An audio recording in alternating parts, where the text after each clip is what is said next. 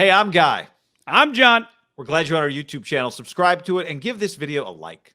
Yep. Also, subscribe to our podcast down below in the description. We're sponsored by Tito's Handmade Vodka. #1 vodka in America. Check out in the description, nokidhungry.org/ham. We've got a big fundraising campaign going with them.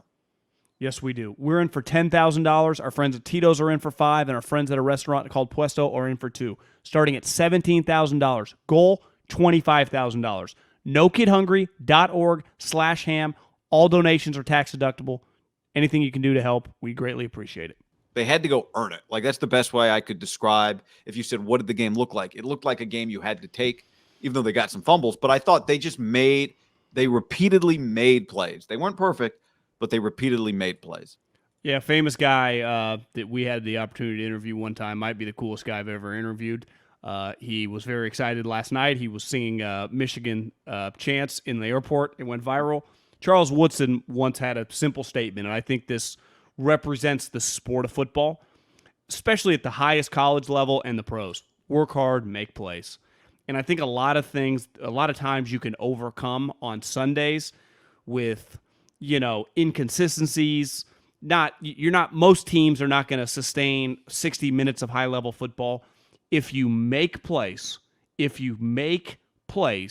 can win games, especially when you have impact players, which the Niners do. It was 14-7 late in the second quarter, and it just felt like, God, the Niners can't easily lose this game. With under a minute to go, over the next 5 minutes of game time, the Niners scored 21 points. They scored at the end of the half. They get the ball back at halftime, score a touchdown, and then Cousins' first play throws a pick to 51. They score a touchdown. It's 21 points. I think there was like 11:30 on the clock. So in less than 5 minutes, it felt like 35 minutes of actual human time. Yeah. But of football time, it was less than 5 minutes.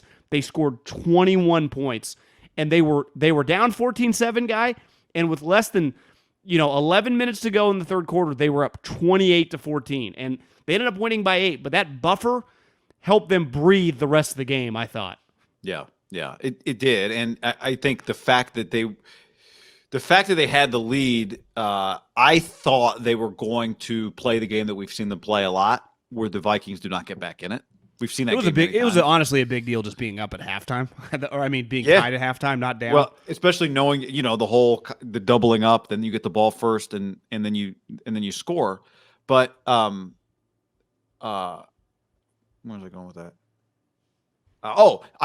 After the interception, the Vikings I thought showed a lot, right? Because what did they do? They do what sometimes coaches, especially defensive coaches, do after their guy throws a pick and they don't trust him. I give the Vikings a ton of credit. They were down 2 scores. They just went back to the run. Like, fuck it. Dalvin. Bam. And they marched right down the field. Didn't they score in 5 plays? So fast. It was I think it was 5 plays. Yeah, 575. Well, Dalvin did bust out like a 40-yard run, which at one point in time, like, is he going to score? They just went straight to the run. I think they threw. I think I'd have to go look back. I think it was 4 runs and 1 throw on that drive. Yeah. So and the throw was a trick play throwback, if I remember. That's right. Correctly. He didn't throw the ball. No, Kirk. They didn't let him throw the ball. I think to me, like, coaches do that. Like, guy throws a pick, it's like next drive, but it's hard if you're down 2 scores. And it felt to me like what the Niners would do if they were in that spot. One of their best players is their running back. He's one of the better players in the league, right? You just and they lost him in the game. That was significant. Carted off the field. Yeah, the Niners forced fumbles. What if I said just like image in your head from that Niners Vikings game? For me, the image is the defense specifically making plays, not being able to get off the field, creating long down situations, putting the ball on the turf, making it hard for Kirk. That to me is the lasting image of that game. Yeah, the Oklahoma State game. Similar, like college version, very high scoring game. This game, right? Final score is 34-28. Is that the final score? 34-26. 34-26. To me, anytime you get in the high 20s, low 30s, when there are turnovers in the game, multiple turnovers, especially in the second half, that is a big deal. And the Niners, like you said, their defense is not like the 85 Bears or the 2000 Ravens, right? They're not just, you're going to look up every game and like, God, they only had 170 yards of offense. Like, they're going to score points. They're going to create huge explosive plays. It's part of the deal. But when you get multiple turnovers, their turnovers led to 10 points, right? I mean, the turnover right after the half, that led to a touchdown. And then the Dalvin Cook fumble led to a field goal. Right. Now, it was a tight field goal. I think it hit the upright. And Robbie was a little off. They say, like, in golf, when you're not hitting the hook, you got to aim a little different, whatever. He clearly, didn't make mid-game adjustments. But that 10 points in a game that you lose by 8, I mean, factored in to be pretty big, right? I mean, without those 2 turnovers, that's a big fucking deal. I mean, they get points off turnovers. That's huge. The touchdown, the pick was, to get a touchdown off a turnover was a big-time game changer. Yeah, the other one was kind of just found money, but like you said, I mean, they created 2 huge plays. The fumble was, the pick, like, that was just, he threw it right to him, he caught it, that's a high-level play. The fumble was, the ball's bouncing around, you had 7 guys trying to pick it up. They got kind of lucky, it bounced off one Niner and went back to one of the original guys that tried to pick it up. Three guys tried to pick it up. It was a city fumble, John, and they treated it like a country fumble. Yeah, to me, in the fumbles in the line of scrimmage, when there are a lot of bodies, especially when you're in the red zone, when they like fall on it, you're at like the 20, wherever they were. Yeah, I mean, I haven't been to every defensive coaches meeting in the history of football. I can imagine one of the number one coaching points that those coaches hammer down: fall on the ball, right? And I mean, we made fun of the Sirianni with the city fumble and the country fumble. But it's pretty clear a city fumble, a fumble with a lot of people around, you cannot try to scoop and score it, especially when it's bouncing all funny. I do think if you got like 2 of your teammates behind you, try to scoop. It's human nature. Yeah, and then maybe if you don't scoop, the guy behind you falls. But they were like, scoop, scoop, scoop, scoop. I thought they were not getting the ball, but they got it. Wasn't it great to watch Jimmy and Kirk in the same game, knowing that both sidelines were experiencing the same things? Both fan bases were experiencing the same things. The roller coaster that is having a quarterback that you don't totally trust to be aggressive, but he's playing in a game where you need him to be aggressive.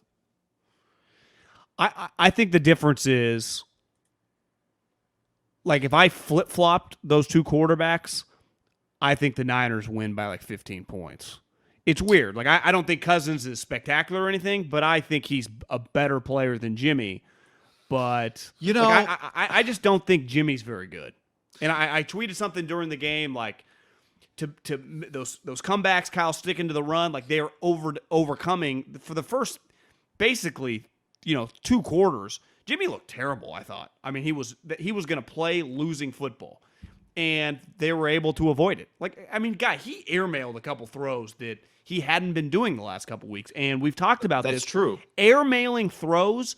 Like, to me, he airmails, like Cousins' pick, he just threw it right to him. Jimmy will occasionally do that. His airmail throws, though, especially the middle of the field, it's going to lead to more interceptions. It's why Kyle, early in the game, I saw someone tweet as we were hopping on, Kyle talked about it, like, that's inexcusable. Kyle fucking lit him up. Yeah. I mean, just because when he throws high, those balls are going to get picked. So I don't totally agree with you that he was playing losing. Actually, I don't agree with you that he was playing losing football. I think he played the kind of game that Jimmy is just gonna play. I thought that the first 2 quarters, I couldn't trust him. Well, no, but you can't. But that's not losing football. But you can't trust him. But I thought what he did was the things. I think what happens when he's playing poorly is he does the things that you're talking about, and then he doesn't do the other things that make up for it. I thought in this game he did the things you're talking about. But he also hit on the first drive, the 3rd and 6 to Jennings for 21. He hit the 3rd and 13 for 37 yards to Ayuk on the second drive that got him the touchdown. He hit he hit Ayuk after Kyle used the timeout with 35 seconds left at the end of the first. I've defended Kyle's late first half management many times. The 3rd and 11 at Minnesota's 30 with the clock stopped. I think you assume coaches are comfortable in that spot. I think there's a difference. I often say they don't know what they're doing. And when I say that, I don't mean like if you, me, and Kyle or Belichick or Andy are just sitting there, they could talk through a situation way better than any fan. But when you put them on the sideline, especially the play callers, when a lot's going on, I think we have a lot of evidence over our lifetime guys are not comfortable what to do in the situation. Whether That's it's Kyle, fair. whether it's any coach. Quick interruption to tell you about overland.com/ham. Great gift. Yep. Free shipping, free returns, overland.com/ham. Best slippers I've ever had, guy. But what's different about that is normally I can see at least Kyle's side. I can at least make an argument for Kyle, whether it's really what he was thinking or not. That one, I had no idea what he was thinking. Well, what if they're just not getting a good look? But so then Jimmy hits Ayuk. Because it worked. It worked. Yeah, because Jimmy hit Ayuk. Yeah. Jimmy hit Ayuk on the third down. He hit the throw, I thought that was terrifying, was 7 minutes left when he hit Sherfield on third down at their own 15-yard line. Great play by 81. Then he hits Juszczyk 2 plays later for 26. So I thought he gave you the normal Jimmy roller coaster with the good, and that's he had more of those in the second half. I agree. He had a couple in the first half. In the second half, he definitely settled down. I think he plays football, and then the defense determines whether it's winning football or losing football, or the other guys on the team determine if that's good enough to win the game. The Jawan Jennings touchdown, touchdown was a nice throw. Did you mention that one? And the one that he stepped out of bounds was, that's a pretty good throw too. He definitely made enough good throws. To me, what was scary though, when he's high, that can lead you to 3 picks if 100%. The running game's not working. Yeah, 100%. And he only threw 26 times. So it's like, if that number had crept up, like Cousins got to 32, it's pretty clear the Niners want no part of getting Jimmy like 35 attempts a game. If they have to do that, it's going to be hard for them to win. Yes, but I also think that this is why I said last week on the podcast, Cousins throwing it 32 to 35 times, it'll over the course of 17 weeks or 18 weeks, it's going to put up numbers in big games. Yeah. I don't think they trust him. And we saw that today. Agreement there. He threw the bad pick, and I said it on the pod last week, like, picks are coming for Kirk Cousins. They're coming. I think he's got more coming. The pick was bad. And I think the other thing with him, this is where I hesitate to say he's better than Jimmy, even though I've probably largely said that he is better than Jimmy over the last year and a half. Things happen. The game's frenetic. He lined up under right guard on a critical 4th down play that they had to call a timeout on. And it wasn't a trick play. I am not a defender. No, I know. It wasn't a trick play because the running back had to come, grab him by the hips, and move him over like he's teaching him how to dance on episode 1 of Dancing with the Stars. Like it wasn't like some weird trick play. So in pressure moments, again, they've got good players, and he made some plays too. But I think it was more about, this is what you get from Jimmy. Do the guys around him, bless you, do the guys around him make the plays necessary? And they did, and they have been as a team. They just have been now for several weeks. Yeah, I mean they gave him $66 million basically for 2 years. So he's under contract this year and next year for $66 million. Under no circumstances would you feel good about when your team is pretty solid, right? I mean, they clearly have a lot of talent, and if I put a top 10 quarterback on that team, I think they are better. And I'm with you. So they are much closer. I would say the difference is, here's where I would agree with you. In a big game, there is no difference. And that's all you're really judged on, right? Because it's not like Cousins is winning enough of the easy games. And some of that's not all his fault. Like sometimes his defense has let him down, his kickers let him down. But it's not like he is winning all the easy games. So he is not flawless in those games because he's not a flawless player. And then in the big games, I would probably rather have Jimmy.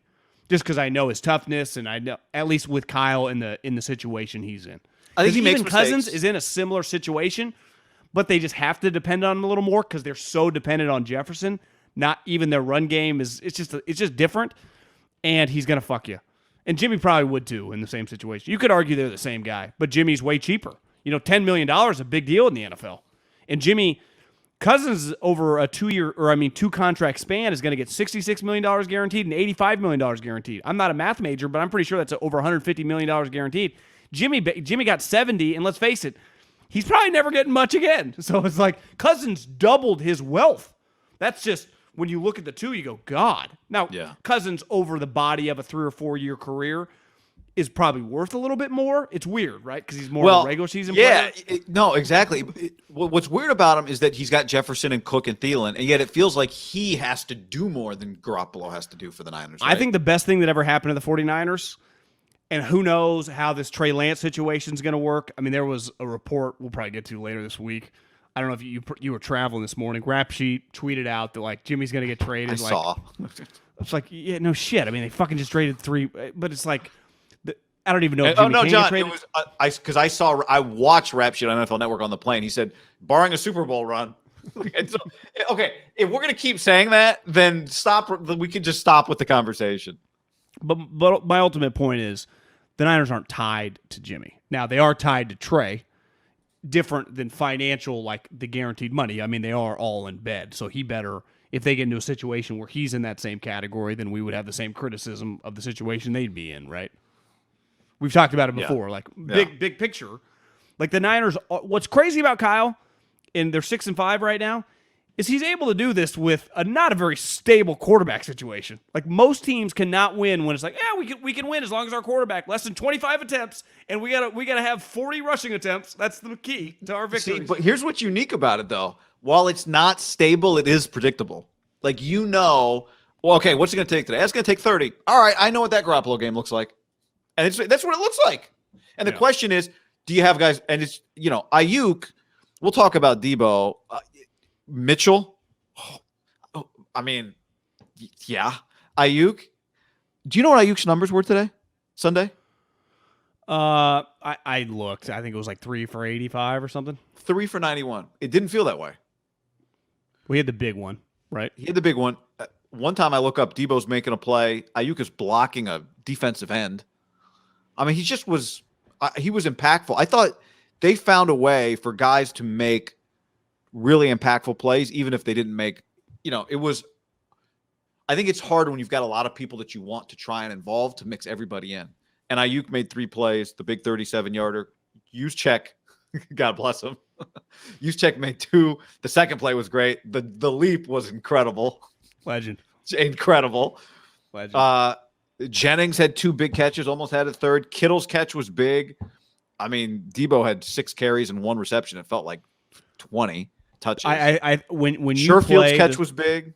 When you play the style the Niners play, with the amount of edge runs they have, and I mean Harbaugh kind of did that yesterday too, but the Niners are much more toss sweeps. I don't think you can quantify what 44 and 85 bring to the table. Yeah, I agree. Right? Because they basically just become like, no one talks about like how good was Mack and obviously Trent Williams today and like Laken Tomlinson. No one mentions that because it's not what we talk about. No one does unless you're the O-line coach and he's in there screaming at everyone. He's more of screaming at them. They could have been better. It's just the nature of the position. But we really don't talk about blocking tight ends and blocking fullbacks. The irony is like those guys are really offensive weapons before they're blockers, but they're such good blockers that how often do you look up and 85 and 44 just out on the edge and the running back, and today it was mainly Elijah Mitchell, who recovered off that broken finger fucking quick. Yeah. It was just, I mean, those guys play a huge role in Kyle's scheme. Like, one thing's clear, moving forward, like, I mean, George, let's face it, probably is not going to have like a Travis Kelce, 15-year career. Like, they're going to be very dependent on having a blocking tight end on the team over when Kyle's the coach, right? That is a position that they are just, and Juszczyk. Like, those guys aren't just, they're going to be second iterations of them one day, right? And it's going to be very incumbent on them to find. It's and hard. Luckily, you could argue that it's a little bit of an undervalued asset, right? Just that player. Most teams don't even use a fullback. It's a weird combination. It's undervalued, and there's not many of them. There's a fullback, and then there's the kind of fullback that Kyle Juszczyk is. 2 different things, right? Although Belichick's got this long-haired guy that he's using. How about the Vikings guy? It didn't look bad. Yeah, you can find him. But in this offense, which they run, I think the Patriots now have a much run-heavy offense, though the Patriots have used a fullback for a while. You really value that, and you there aren't that many, and you know what it looks like. It actually is pretty easy to, like I've always said, guards and running backs are easy to find. It's pretty easy to find a badass fullback because there's only 2 or 3 in the crop every year, and 80% of the teams aren't touching them. And you can tell pretty quickly if they can catch or not. Exactly. I mean, I think Juszczyk was like a 4th rounder. I mean, he was a pretty high pick. Which feels pretty high, yeah. And he went to the Ravens. A tough team, right? Right. I wonder how many teams in the league would have drafted him that high. Could have been more than. Yeah, I mean, think about this. Juszczyk went higher in the draft than George Kittle did. I know they were in different drafts, but like Kyle was a legitimate, because he could running back, he could play tight end. I would say there aren't that many Juszczyks over like a 5-year period, like 1 or 2 come into the league. He's even probably more unique than George, even just because there are a ton of tight ends. Yeah. I can find a think tight end in the draft in the second or third round. Now I can never find George in the fifth. Like that's a 1 in a million. I can draft a sweet tight end in the second round. It's hard I to find cannot George find Kittle these in any round, though. No, I know it, but I just mean I can find like the Patriots did it with 2 players. Like I can just find tight ends. Right. Yeah, there's just more of them in the pool. That's fair.